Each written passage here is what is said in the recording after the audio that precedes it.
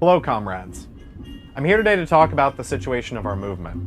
And before I get into it, I just want to say, first of all, take a deep breath and look back at everything we've been able to accomplish in the past year. 2016 brought us the Great Meme War, where we took on the leftist establishment. We took on Hillary Clinton.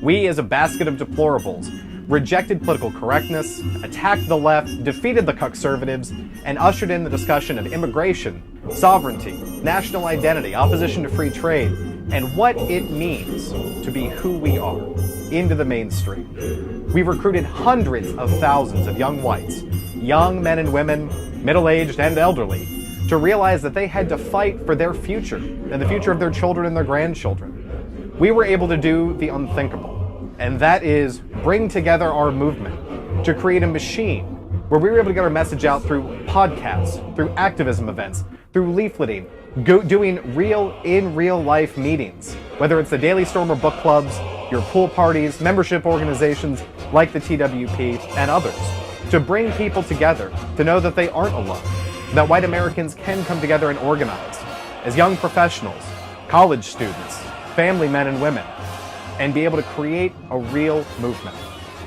There have been some setbacks in the past few days. We all know this, but let's remember what we've been able to accomplish in the past year. Things are moving forward, and my message to you today is to take this deep breath. This is not business as usual. This is a political revolution. But there's no question that Stalin wasn't a Jew in my mind. He was a Georgian. But over the years, Stalin became more and more to identify. He's head of the Russian nation, right? And he became to identify as a Russian. And he adopted the name, of course, Stalin, which is steel. You know, it's a very Russian-sounding name.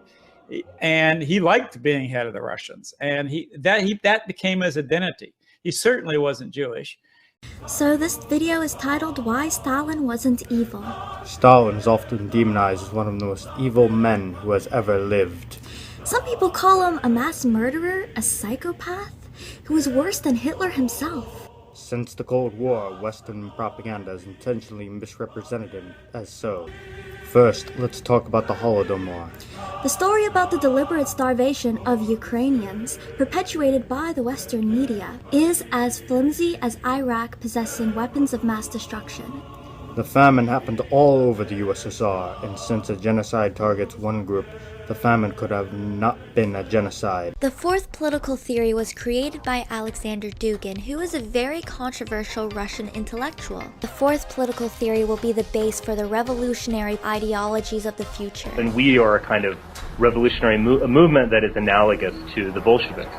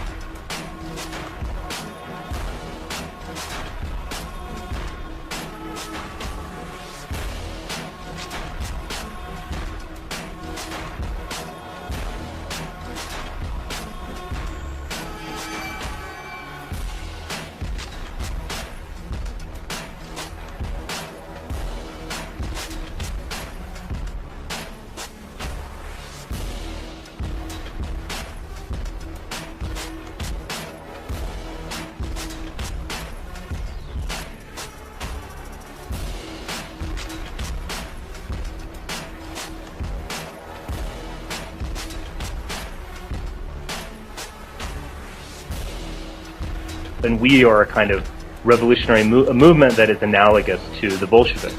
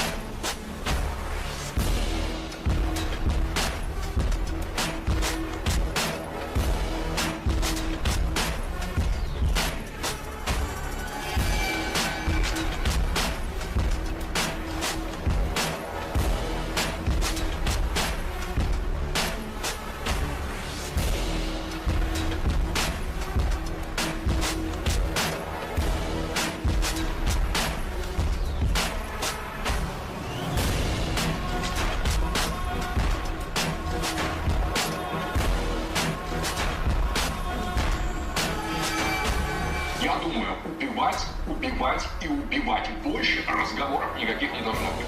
Как профессор, я так считаю. That was Israel. Russian state, Putin personally has nothing against Israel, or against Jews. So, normally in our society we have no hostility toward Jews or toward Israel. And more than that, we have many Russian Jews that are living there. So there is a kind of sympathy for Israel and for Jews in Russia in general. So being anti-West, anti-NATO, we are not against Israel by the principle. Now that actually hits on, because we're coming to the end of our show in a few minutes. But when some people who are critics here in the West, they of course they're reading the translations, as you pointed out, the differences in language, not understanding the context, can be huge. So Dugin's gotten a lot of flack when it comes to saying, when he says things against the West with a capital W. Can you just clarify again for our listeners, because you've read all of his materials, when he's talking about that, he's not talking about us, especially us as traditionalists here in the West, and as nationalists in the West, as Eurasianists in spirit in the West.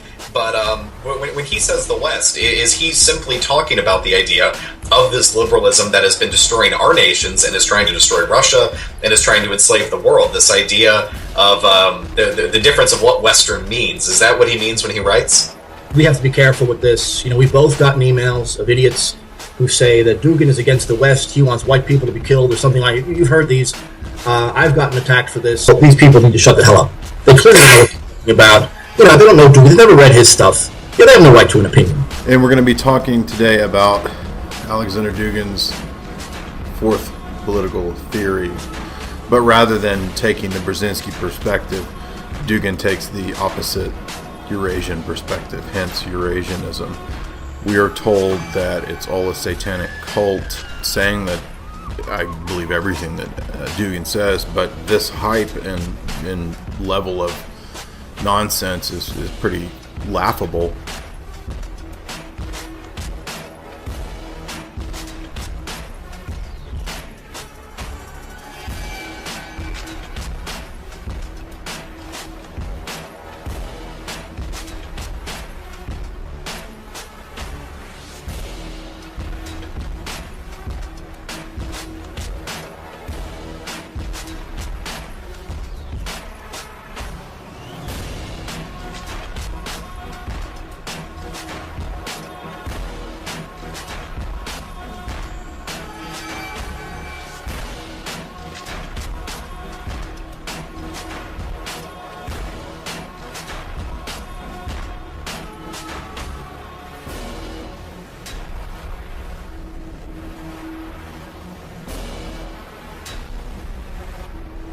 Well, a lot of people give me flack for having chosen my name, but it actually was given to me in a religious initiation. So I'm a Thelemite. There are a lot of different rituals. It's a very complicated history behind Thelema. I like that. Well, I want to get into politics, but let's get this whole goat sacrifice thing out of the way. For me, it's not a problem. Sacrifice is ancient. So tell us the story and how it surfaced. The story. You're wondering why is holding mustache on with middle finger? Is middle finger action to all of America? So do you think this is all sort of a big orchestrated plan that's going on here to kind of tear apart families?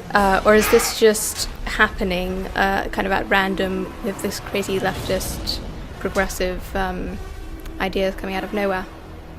I mean, that is the question, and I would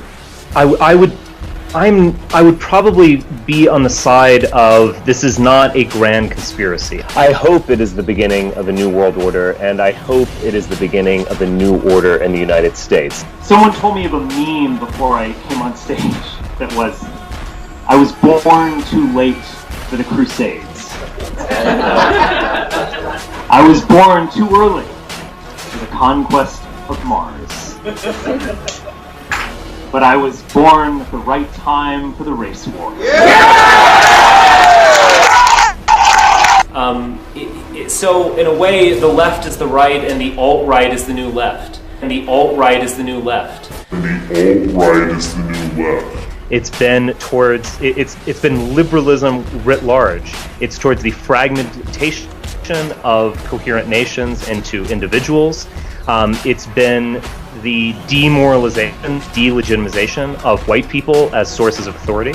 Welcome back to Reality Cool Show. Today I'm interviewing Reactionary Jew, and we're going to be talking about all of this controversial JQ stuff. I'm going to be asking a few questions that people sent in from Twitter and just generally chatting. I'll just start by saying that I actually, it's like certainly not a topic that I'm a specialist in for JQ. It's not even something that I find particularly compelling or interesting, actually. I have half Ghanaian cousins. I have Indian extended family. I'm actually a 4th generation Holocaust survivor. Do you consider Jewish people white people? I'm just curious. Jews are fine by me. Look white to me. How are you with the Jews? Okay, so if they consider themselves white, you would consider them white? What about a Hispanic that considered himself white? Would you consider them white because that's what they consider themselves as? You dodged that question magnificently, by the way. Actually, some of my friends who actually support this are partly Hispanic and could technically, be classed as Hispanic, but because they, they marry white people, they look white, they act white, they are pro in-group preference for whites, I have zero problem with them being here. Hey, Torah fans, it's another exciting edition of Torah Talk, and we have to have Professor Kevin McDonald on. Netanyahu apparently was praising these countries in Eastern Europe, like Poland and Czech Republic, Hungary, that are taking a strong stance against migration. And I think it could be that there's beginning to be the belief in Israel that they should be supporting, nationalist parties in Europe that are opposed to migration, because they're seeing what's happening on the left.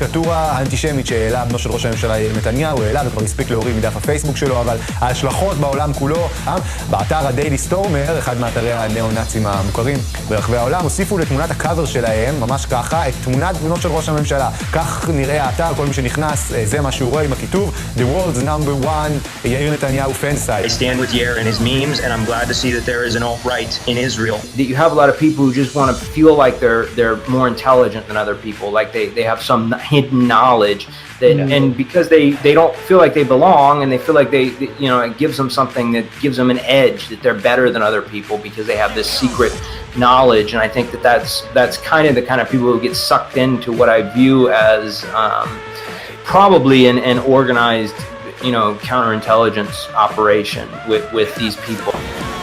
Yeah.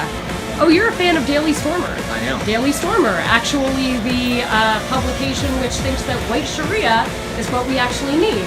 And women need to actually go back. What's the major attraction? How do you feel about white Sharia? Yeah. That's a good idea. Women will never let that happen. Okay. I'm sorry, but over my fucking dead body. It probably will be. It probably will be. Hey, this is Andrew Anglin.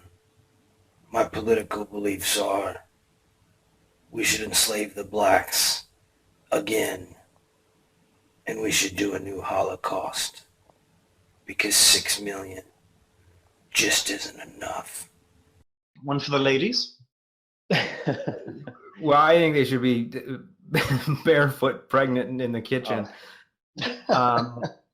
That's always been my position, and I don't know, I get shit for it, I guess. But I think that men should have girlfriends, and that they should have places where they can, bring their and wives, and places where they can, bring their girlfriends and wives, and that they can, barbecue, backyard barbecue type scenes where women meet with each other. And I think that I think that we should also be sexy as a movement. I think that we should be something that is attractive to women, where we have women, like what's his name that everybody hates, Jake Paul, where we've got women outside of our houses, outside of our clubs and so on, screaming and throwing their bras at us. I think that this would be a very good thing to have happen. So, I mean, women on that level, sure. I mean, they should be supporting us. We should produce something that women are interested in and want to get behind in that sense. Violence. Women like violence. Yeah. I mean, in a way they do. I mean, they obviously, they want to be, they seek security and so on, but they want a bad boy. This is one of my more controversial statements of every woman wants to be taken by a strong man. And people, quoted that and they're like, oh my God, he actually said that. But, as I pointed out. I'll one up you. Every woman wants to be raped. Okay. I'm glad you can one up me. I can one up you.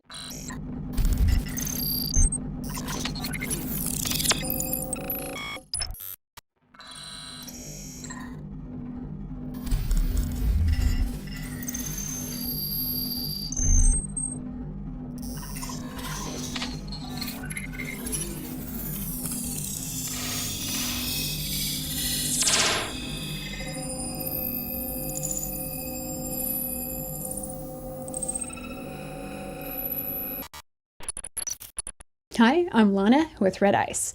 No, we at Red Ice aren't fans of feminism. Western civilization and European men have given women everything, not feminists.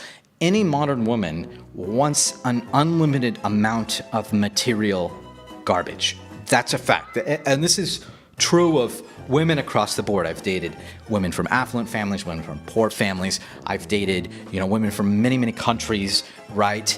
And they all don't want to do their jobs. They all aren't capable of doing their jobs. Like the modern woman is incapable of acting like a woman, 100 years ago, like 1 century ago. Any woman from a century ago, by and large, was a good wife and mother and expected to shoulder at least some responsibility, right? Like they had been taught by their family to cook, to clean, and they would actually have children, right? They would do that to a significant degree. And there is no women that I am meeting, and that every man in my social circle would meet. I see them have the exact same problems of at best you get a total fucking skank that will maybe give you 2 children, because there's going to be sex bots, there's going to be artificial wombs, right? Nobody's going to need to hire a surrogate. The cost of sexual satisfaction is already sort of dirt cheap, right? And if you don't want to do your job... Also, we have to think in terms of modern day. There is things women can do. They can freeze their eggs. So if they do want to have an army in the future, maybe that is also an option. Right? Like, the market is providing alternatives where I can have a lot more children, right? And I can have an employee that takes care of them better than you do. That's a fact. Because if you can't make fucking spaghetti, right? If you can't heat up some fucking spaghetti sauce. Hey guys, my boyfriend comes home in about 30 minutes and I'm going to show you how to make spaghetti for 2 servings. Then add in the pasta. Turn off the stove. And then move the pasta and the sauce into a big bowl. How do you like it? It's excellent. Thank you. Thanks for watching, guys, and I hope all the ladies out there are making their boyfriends or husbands wonderful dinners. For multiple meals a day, like, get real, right? Like, I can hire somebody to do all this garbage, and you are totally unnecessary in this equation, right? Like, I'm not interested in that anymore, right? You had the chance when you had some sort of sexual market value, right? Like, now it's like every year that goes by, it's sort of like, well, that's your assets have depreciated, right? And mine have not. mine are better than ever, So and you hear they're better than ever, and you want to start something back up, and it's like, you better come with a lot more money than me. because like you've already been like a net like loss of my time, my money. Like you better get knocked up and have my kids, right? You better be a decent cook. You better be pleasant to talk to. And skanks these days don't do any of that shit. So you know what? You're fucking fired. All of you were fired. You're fired. You're done. You have no fucking work in this town anymore. Like, you better fucking shape the fuck up, you goddamn skanks. Because your time is over. There was, for a very long time, a very traditional Northern and Western European concept, a specific kind of punishment. It was, you know, a device that was an iron muzzle, and it enclosed the head and it had a bridle bit. Like it went into the mouth and it pressed a small spike onto the tongue, so they couldn't close their mouth. And they would start drooling. It would be very uncomfortable, and they would put this on people, like mostly women, but actually even occasionally men, who were lascivious in nature, disruptive to the social values of the community, gossipy, and they would march them through the streets. For hours. They would not be permitted. They'd have to go about their business day to day, and they'd be drooling and talking funny and, you know, just basically humiliated. It was called the Scold's Bridle. Sodomites. Sodomites. I feel like that I'm saying something of merit and value that has a firm basis in traditional attitudes. Like, there's a huge difference between, you know, a Hollywood movie mogul actually, like, jerking off at a potted plant, right? Whipping out his dick in front of two random women in a hotel room, and a guy going on a date and kissing a teenager when he's actively looking for a wife. You know, at least gone on a date with a significant number of women, you know. I've certainly dated no shortage of women. You know, 3-4 women for Ray Moore right now, right? All of which was like 30 years ago when he was actually trying to find a woman to marry. Like, it's not impropriety to date a teenager. Like, that's just sensible. That's normal for all of human history, right? For a 30-something man to marry a teenage girl, that is absolutely typical, right? Yeah. There's sick people who really do need to die off because they're unsound. So for this show, I invited a few gals to talk about nationalism, identitarianism, whatever label you want to use, from a female perspective. Because the press has been saying that women such as myself are supporting a movement that is hostile to our own interests. Every woman wants to be raped. You goddamn skanks. Your time is over. They're absolutely wrong. Most of the people who donate to me are men. People tend to really get, I think, confused about women like you and me and the alt-right. Some say the alt-right hates women, whereas people like you and me have never really felt that way. Because you're going to be a cat lady when you should be getting married and popping out babies. This is what white Sharia does. Yes! It's like, literally, okay, what the fuck do you care if we're shitting on white women who deserve to be shit on? Because there is no bigger traitor. I mean, men have been my key supporters. Most of my viewers are men. Why do you think some people believe that's the case? Is it just outsiders looking in? Oh, dude, the thoughts, they will get their clits removed and they will be beaten. Because I've seen a lot of other women in the movement feel that way as well. Well, for starters, I think it's different. I mean, I'm a married woman. I'm grown. I'm secure in many ways. My life is full, you know, so I don't feel the need to respond to a lot of this kind of woman drama because I just feel so far reach from it, you know, even if it is real. I'm saying with you, you're in a secure relationship. I think some of the women that might be vulnerable to some of these things might be single, maybe not in a long-term relationship. But I like to know who is who and who's saying what and see them actually speaking, you know, face to face to ask them how they came to the conclusions that they're at. I mean, many who spread this claim of, you know, that identitarian men or alt-right men hate women, they don't actually meet up with people in real life. They just, you know, people see a few anonymous Twitter accounts trashing women and they think that's all representative the of the whole all the movement. identitarian. And it just really irritates me. Like, don't be so naive.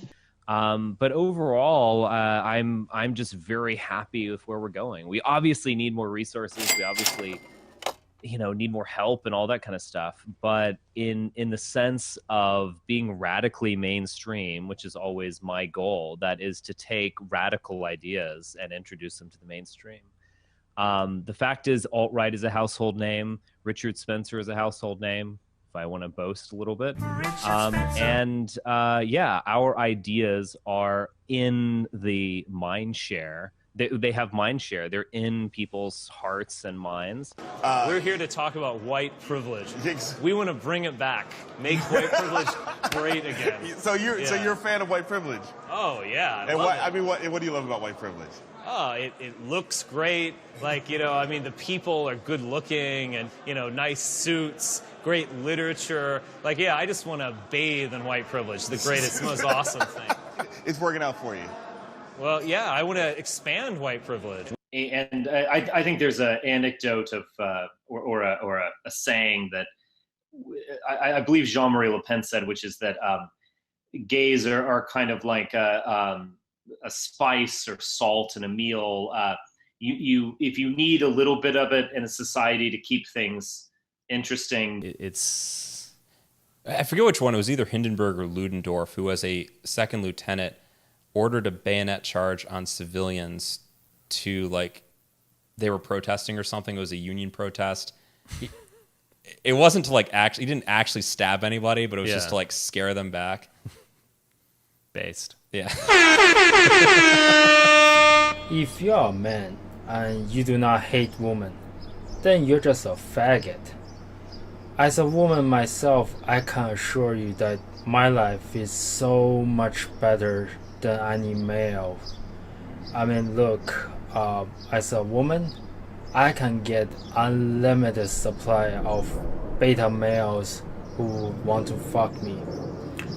But if you're a man, your life is terrible. Hey everybody, how y'all doing? Yeah, there he is. Very, very good. How you been? It's been a rough second half of the year for those of us that work to keep hate speechy sites online. Heck of a process. It's just been nuts in terms of what happened with the Daily Stormer and everything. Where is it now? Is it .red or where is it at now? Yeah, dailystormer.red. Okay. I think it's the 26th or something domain that we've been on. Oh, geez. It's amazing. It's amazing, because some sites have been domain seized in the past, right?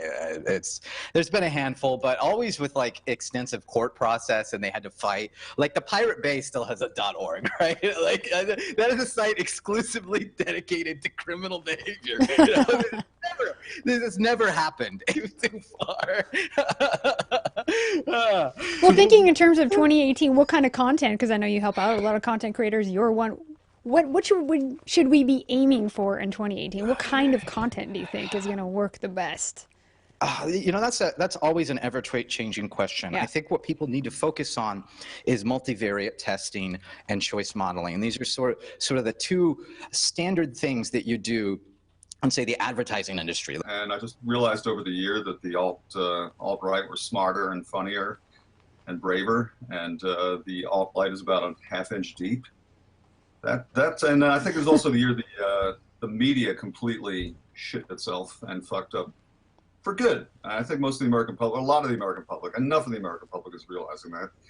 They pushed this Russia thing for most of the year. I don't think anyone believes it anymore. And with Charlottesville too, I think, as it always happens, it happened with Trayvon, with everything else. Once the information starts dribbling out, more and more people realize that they're full of shit, and they're looking toward alternative sources. But I think Richard Spencer was right. I think the alt-right is a bigger enemy than the left. Yeah, there's been so much debacle, but ultimately with the media, that's a good thing that they're finally playing out their hand, and they're showing their true colors and intentions. It benefits people in the alternative media. It gives more of an opportunity for reality and truth to actually present itself. Well, I guess I'm kind of puritanical about this. I went to journalism school, and they just break every fucking rule that they taught me. And I guess maybe I'm just naive, but I continue to be disappointed and amazed at how dishonest these people are. Maybe they're just stupid too and brainwashed, but a lot of them I think are liars and cowards. Especially in the case of Germany, I think German politicians are so self-hating that they do literally want the destruction of the German people. But I think it's also true of Sweden and to some extent Britain and so on. So there is that. I think a lot of these politicians are literally traitors to that extent. What I'm saying is there's things with which these lefties just don't understand. It's resonating. Yeah, they don't get it. Well, nationalism and beauty has just always gone hand in hand, really, from art, architecture, human form. We strive for it because it uplifts the soul and it inspires greatness. They don't have a passion and a love for their people, for what's beautiful, for what's righteous. I mean, they're enemies of truth. These people, they literally hate everything beautiful because they're rotting and dying inside. Porn, some forms of porn have been given to the types of people who, due to their for a very strong degree, like physical problems, just they're just deep innate character flaws, are child molesters. Giving them certain types of porn can actually prevent greater child molestation. I can think of other methods, but obviously I can think of other methods. But in terms of the world we live in, I don't oppose it. But that actually proves the point, right? But that's totally rare and tangential. The cuck response to porn is actually identical to the feminist response. So Rick Santorum would often say, "Oh, porn inspires rape and hatred of women and blah blah blah." No, it doesn't inspire any of these things. If anything, it decreases rape. Wade. I love this. I love this guy because he's such a fag. I want to elaborate a little bit on the video I made on porn addiction. I will be talking about various fetishes that are induced by porn that are harming many men and how I have helped many guys overcome severe porn addictions the past year. So I would like to make it clear that I don't think porn is negatively affecting all men. Okay, I'm sure a lot of guys live perfectly happy, healthy lives who consume porn, and if that's you, that's great. I'm in his favorite sundress, watching me get undressed, take that body downtown. I say you're the bestest, leaning for a big kiss, put his favorite perfume on, we'll play a video game. I started watching YouTubers like Stefan Molyneux. My mother was born in Berlin in 1937 to a pretty Jewish clan. And I kind of gradually got red-pilled on a lot of things. And it wasn't until maybe like a month or 2 months ago that I really got red-pilled on alt-right issues. I talked about this in one of my videos about how I got red-pilled. I really don't even remember how it happened. A lot of people say that. You take the blue pill, our story ends. You take the red pill, you stay in Wonderland, and I show you how deep the rabbit hole goes.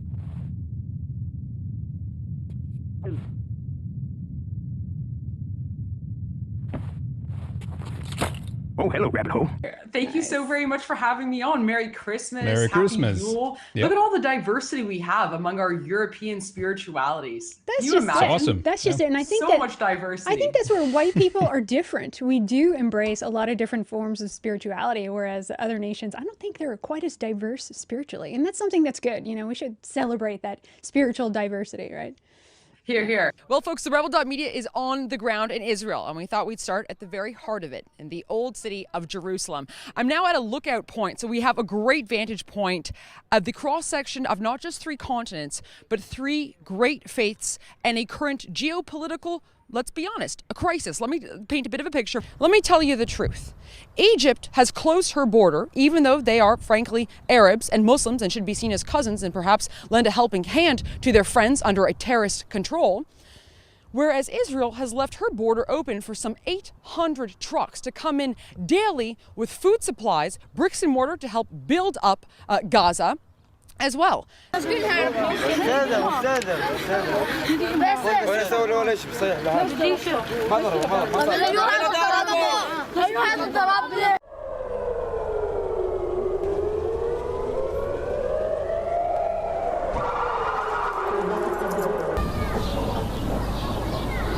צבא ישראלי כרגע, אנחנו צריכים להפציץ את הבית שנמצא באמצע. תוודא בבקשה שאין שם אף אחד, תגיד לאנשים שלא כי עוד 5 דקות אנחנו מפציצים.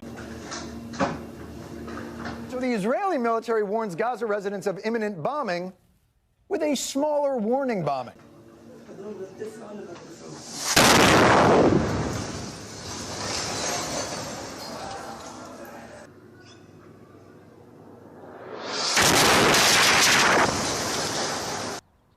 The state of Israel supplies 70% of the electricity that is used by the people within the Gaza Strip, as well as their water supply. Important point. Israel is helping the people in Gaza so much. They have supplied them with stones and bricks and mortar to help build up their region of the world. We're in Israel together. We're both basically Zionists, right?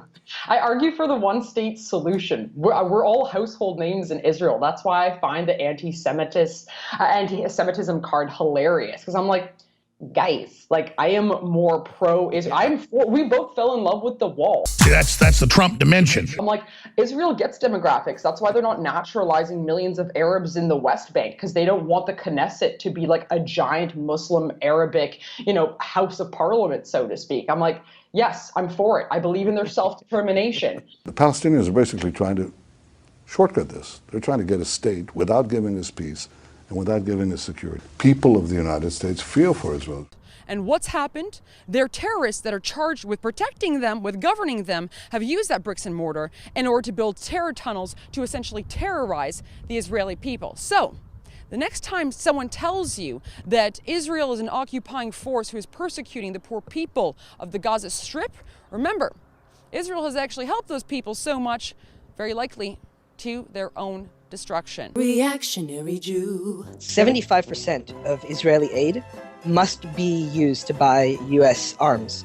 So it's effectively a subsidy for the U.S. arms industry. A lot of people don't know that. It's not like $3 billion for free, just like that. That's what Richard Spencer wants to do. I'd vote for Richard Spencer for president. You should work towards becoming Prime Minister of Israel one day. I don't know if maybe we can have like an alt-right Prime Minister of Israel one day. With this rhetoric, I don't know if I could. They discovered this interview one day in all my publications. With the exception of maybe Iran and the Russian aid to Assad, we are the regional hegemon in terms of military. We're a very small country. We could flatten half the Middle East in an offensive, in an offensive onslaught tomorrow. Well, then do it. No, that's not a smart thing to do. Like, not necessarily. But also, you have people talk about we're genociding the Palestinians. I think we've shown immense restraint, and we could genocide them tomorrow. We could go in and flatten Gaza tomorrow with our fighter jets, but we don't do it. So it's obviously immoral. I don't believe in genocide, but I do believe in expulsion because I think it actually would be better for everyone involved. Yeah, nationalism. This is why we need our separate countries. Let's be very clear. The war on Christmas in today's Christmas markets, as we have here in Toronto, literally we need guns. We have armed, uniformed officers, some of them in military grade sort of gear, as well as these giant blocks, cement blocks of peace. This is literally a war, and the replacement that Europe and Canada and the United States are now undergoing is not just in demographics, but it is indeed a spiritual replacement as well. And we'd be fooling ourselves not to admit the fact that Christianity has been the cradle faith of this great Western civilization. I love the Yule ham. We have one, organic, of course. Waiting to be eaten. So the ham is a big deal in Sweden. Vegans and vegetarians. They ate meat back then. Another triggering point for vegans and vegetarians. The Henrik, like you've pointed out, the sacrifice, right, to the god, the special sacrifice that they do. They hang the animals in the tree, and it bleeds onto the snow. Yeah. So you usually do some fasting and sacrifices and novenas and stuff like that leading up just to prepare for Christmas. This is our culture. It's been a big year for our movement. I don't really like using that word so much, but you get the gist of it. It moves. It moves. It just makes me think of a bowel movement for some reason. The big year for the bowel movement. That's a good one. Excellent. So, holy crap. Exactly. A divine experience with the kublaffa. What do you call it again in English? The cow dung, right? Oh yeah, the cow patty. And no, I am not Jewish. First thing, really? Oh, I'm just guessing, just having fun with that. Is that the first thing? Are you Jewish? Yeah. But the new right, alt-right, that which we are, so to speak, I would like to see that continue to evolve. Well, a couple things that really come to mind. In 2018, I'd like to see our people stop punching right. I would like to see our people, if there's people that are basically on your team, at the very least, you don't need to bash them publicly. I'd like to see more working together and less division and disunity just all across the board. I think we're a small enough number of people right now. We're at the cusp of some really good things, and I think we'll do that better together than fragmented.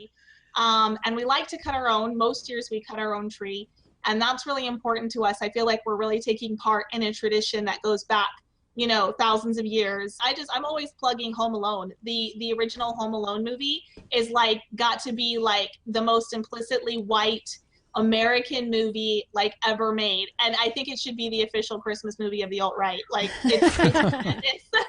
It's really wholesome. It's very nationalist. It's incredibly family-oriented, very Christian, very white, very American. The whole world is abandoning Donald Trump. Don't these people know that Donald Trump is the leader of the free world?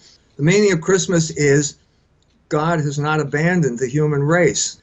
And so 300 years later, the Greeks didn't know about this, but there's this little baby born in Bethlehem. Jesus Christ is the Logos incarnate. As I said before, I think that God has chosen Donald Trump to bring about the failure of the American empire. All we can do is pray that there's a peaceful transition and that somebody doesn't set off a nuclear bomb. Before we play the clip, I should say, because I'm sure my dad is watching. So my dad was born on Christmas. This is kind of funny. His parents' names are Mary and Joseph. And yes, they were, Russian Orthodox Christian. And so they're like, what do we name our son? It was like a joke. Born on Christmas. I mean, come on. Yeah. So they named him Reuben. Behold a son. My mom told me that story the other day. So. And it was kind of a bummer for him because, after they lost everything in Russia, they were in China for a while, they came to America, they lost all their wealth, right? So he got one present for Christmas and his birthday. Poor guy. That is a bummer. So happy birthday, Dad. I love you.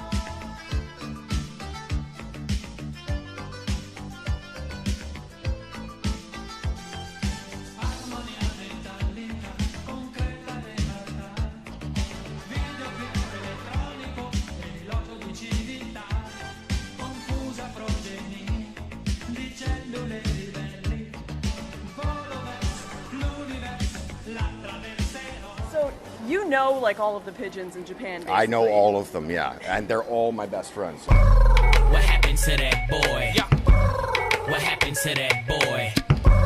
What happened to that boy? He was talking shit, we put a clap into that boy. What happened to that boy? Whoa. What happened to that boy? Yeah. What happened to that boy? He was talking shit, we put a clap into that boy. As you can see. It's not a meme, guys. He unironically loves pigeons. It's not a meme. So tell me a little bit about your pigeon backstory. My pigeon backstory, well, it's a long story. So it started at the hospital that I stayed in after an extensive illness from India.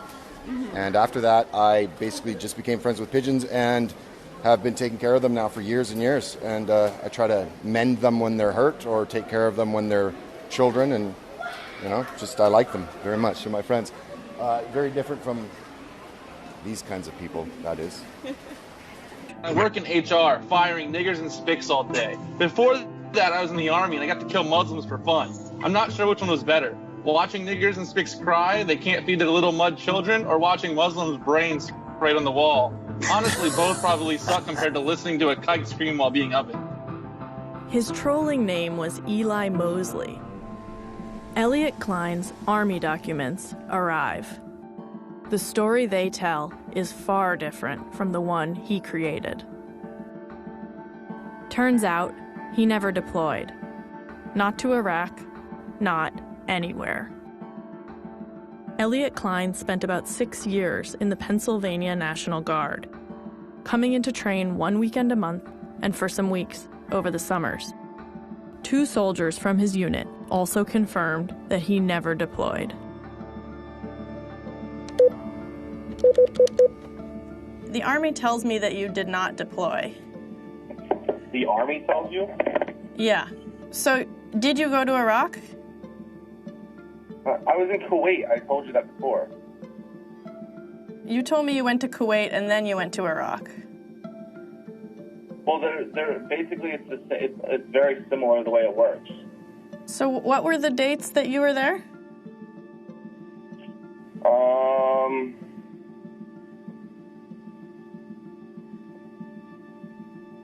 Let me think.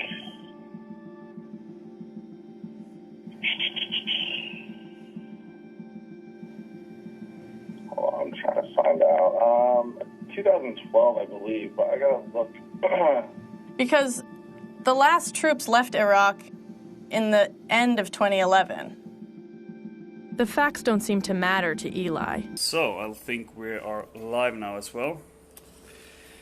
Yeah, so this is the Nordic alt-right signing in. Me and Mr. Freeberg here. Yes, indeed. And excuse me for being shirtless, but I have been maced a number of times. So were you, but you kind of kept your cool there. Yeah, I'm not really affected by mace. Sorry, I'm shirtless. Don't worry, it won't be more than that. I got maced on my face. Yeah. So we came here for a peaceful gathering with our American brethren to spread a message of unity and peace. Praise Keck. So joining us is Daria, and she was actually born in Mongolia, I believe, right on the border to Russia. She's been living, though, in the Russian Federation for some time. She understandably then has a little bit of a different view on the Eurasian partnership thingy. We'll talk more about that later in the interview. Igor Starkov, he's a photographer, a journalist, and an art curator. And Daria Andreeva is also a journalist working with different news outlets, including Russia Today.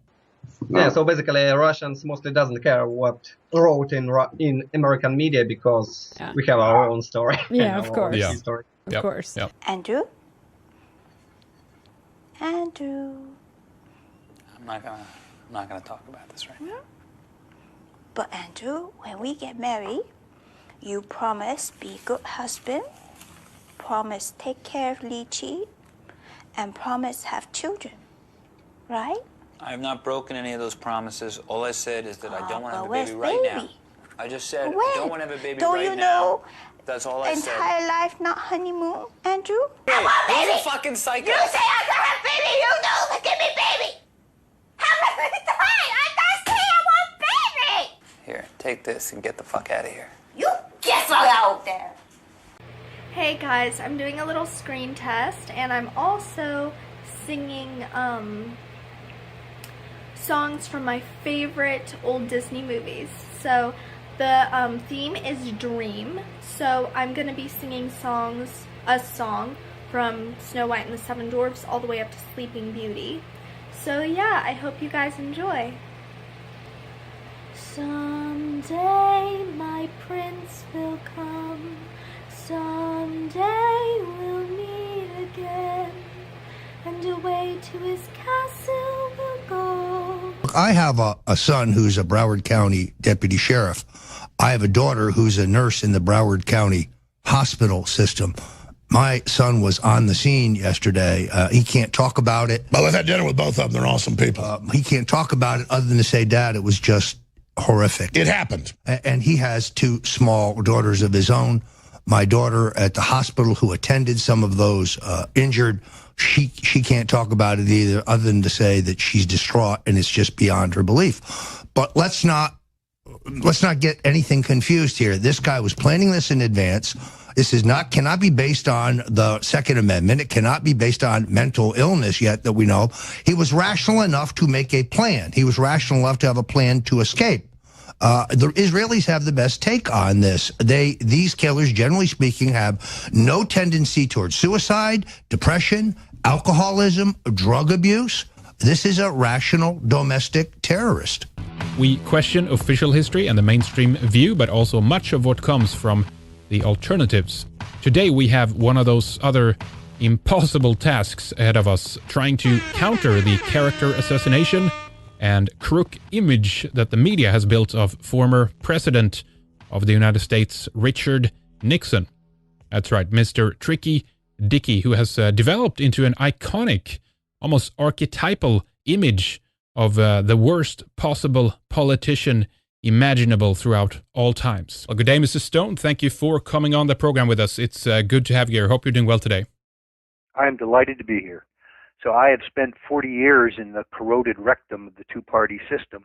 Very seldom are the American people told the complete truth about these seminal events.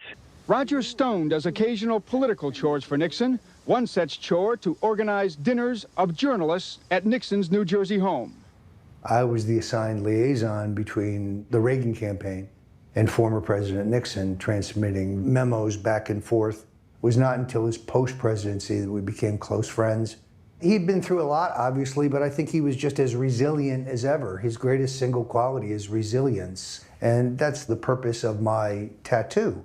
Thank God for the Breitbarts and the Daily Callers and the town halls and the Infowars.com. I am Jewish. But in terms of who's going to be part of this movement, I would say, yeah, like, you know, it's got to be white people, and really Jews should be excluded. And if you're going to let in a mixed Jewish person, then they really have to have done something to earn that.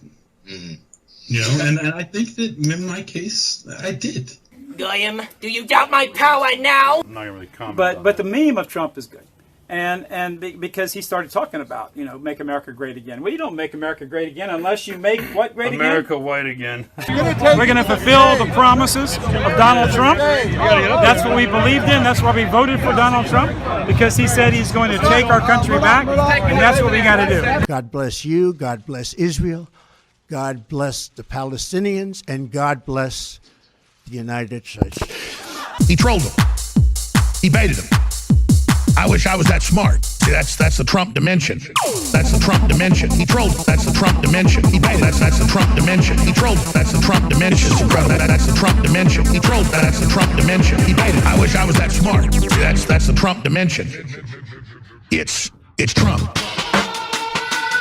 The plan of Trump. And thus by extension Trump. Trump just trolled you. But that's okay. It's Trump. The plan of Trump. And thus by extension Trump.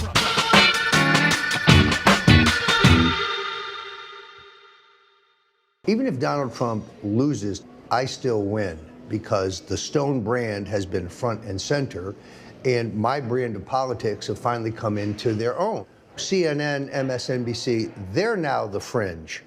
Alt-right communications, we are the mainstream.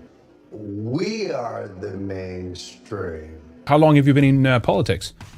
Sure. Well, it's funny you asked the question that way. I really don't consider myself in politics. I mean, but look at how effective fences were in East Germany, right? Kept everybody in. Yeah. I mean, and it kept people from West Germany from climbing into East Germany for the most part. So I reject this whole notion of fences don't work, walls don't work, barriers don't work. They sure work for Israel.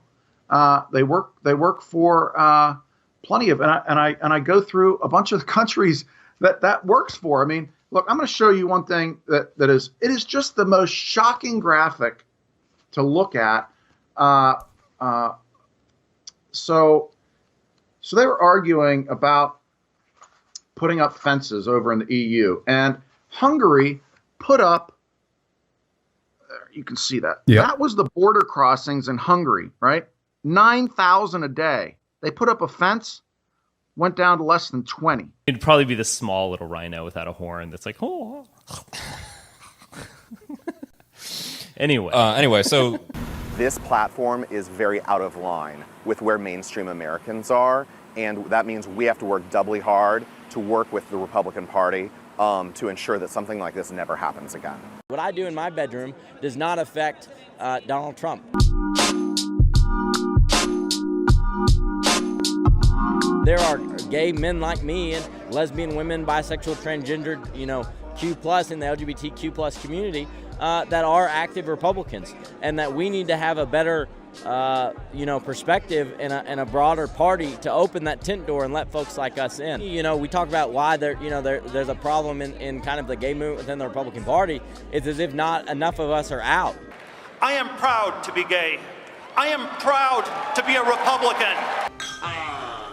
Ambassador Deplorables has arrived. The idea of judging a person in terms of black or brown or white is an eye disease.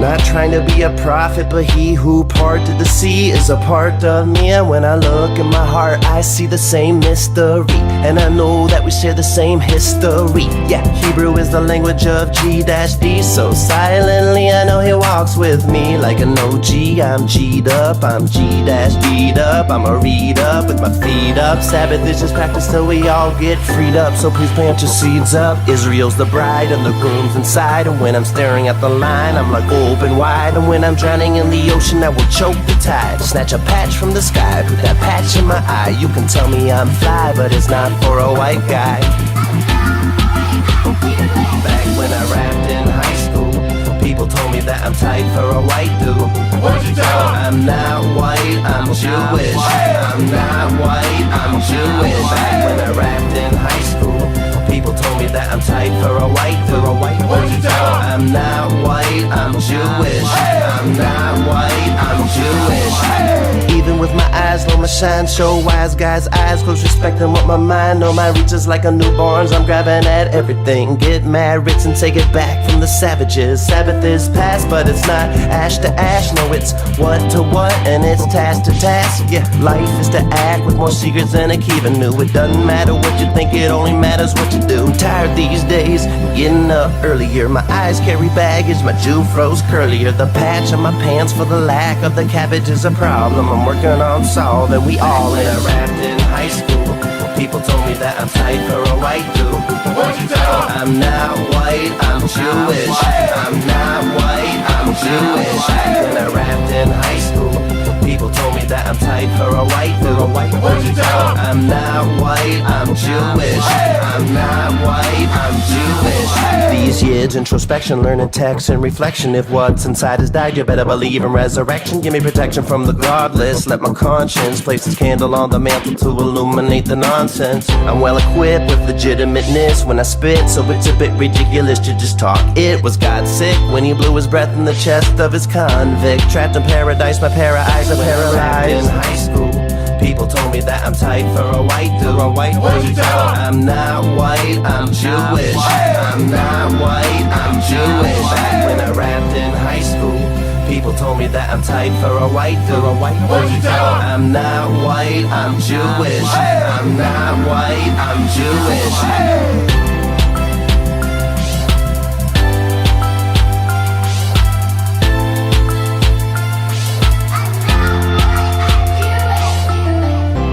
Let us hope and pray that I'm worthy of being a descendant of the prophets.